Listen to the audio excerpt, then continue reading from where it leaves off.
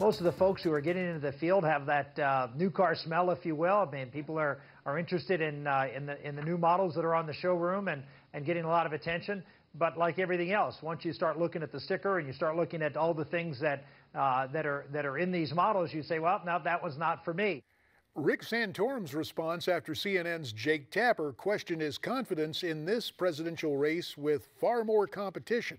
This vast GOP field has been on everyone's mind, especially after Fox News announced its debate August 6th would only have the top polling candidates on stage. But now Fox has announced that there will be a candidates forum for those rating a bit lower prior to that formal debate.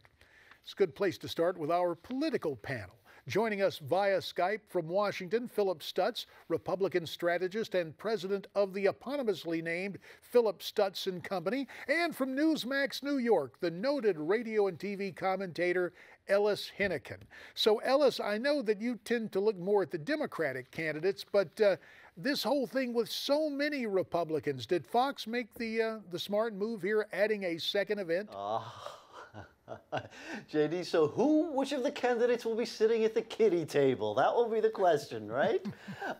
Yes, they got pressured. They had to do it. Everybody was mad at the system. It didn't seem fair to judge it by these national polls so early in the game. By the way, I love Rick Santorum's new car analogy. I just want to know whether the lemon law applies. Or which of these people can we turn back in for a refund? Apart from lemons, and I'll go from new cars, Phillip Stutts, to Thanksgiving. Remember those tween years? Maybe you'd gone to college, you came home for Thanksgiving. Would you sit at the kids' table or the parents' table when all the family would get together? That's kind of the analogy, the vibe I'm getting from this two-event thing. What about you?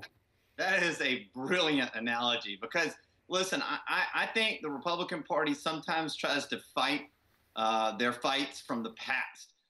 We don't have the same candidates that we did in 2008 and 2012. We have an incredible bench of candidates, and sure, there are some second-tier candidates, but this is all about name ID at this point.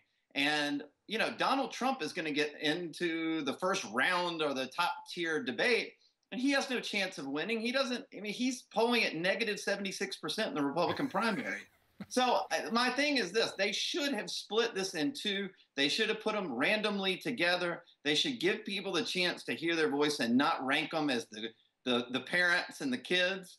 I think that's ridiculous because some of those people like Carly Fiorina, Bobby Jindal are smart, policy-oriented candidates who are going to bring a lot to the table, and being left out is ridiculous. All righty. We will move from that topic to another major story that is really trending on our parent website, Newsmax.com. The Obama administration will release housing regulations aimed at, quote, diversifying wealthy neighborhoods in pursuit of utopian neighborhoods, as they're called. Phillip, is this classic executive overreach? Well, JD, the 9 most terrifying words in the English language are, I'm from the government and I'm here to help, as Ronald Reagan once said. And I think what the government is trying to do is get everybody in a circle, wear a tie-dye, and all get along. Look, I love the fact that they want everybody to live together in harmony, but market forces are not going to work that way properly. If you give tax credits to neighborhoods to diversify and bring in low-income families, those families currently living in that neighborhood are probably going to move out. And then we've spent all this money giving all these tax breaks or tax credits or whatever it is they're going to try to do, all for naught. I can predict this right now. The government is here to help, and they're not. Well, let's see, Ellis, we've had a redistribution of wealth. Now we're trying to redistribute health with Obamacare. What is this, a redistribution of residences?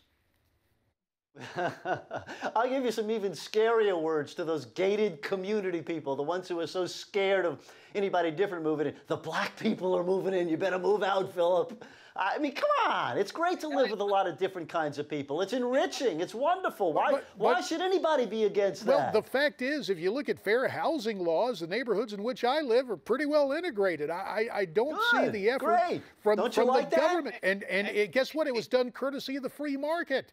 Hey, JD. No, of course it was done. Wait a second. No. Yeah, It was done courtesy of the government. Fair housing laws is what did that. The No. market kept all those people out, JD. Your life is a lot better because you know different kinds of people, isn't it? Hey, my life has been enriched incredibly by all sorts of people. The last word, the final me enrichment, too. will come from Phillip. Phillip, your take. 20 seconds. Elliot, the liberal has prejudged, the open-minded liberal has prejudged who I am. He has no idea who I am. And he throws down the black monitor, doesn't even know where I live, doesn't know what I contribute to, doesn't know where I volunteer. Don't defend those racists, Phillip. Well, what we do have going right now is a very passionate discussion. That was our intent. Phillip, Stutts in Washington, Ellis, Henican in New York. Our thanks to you.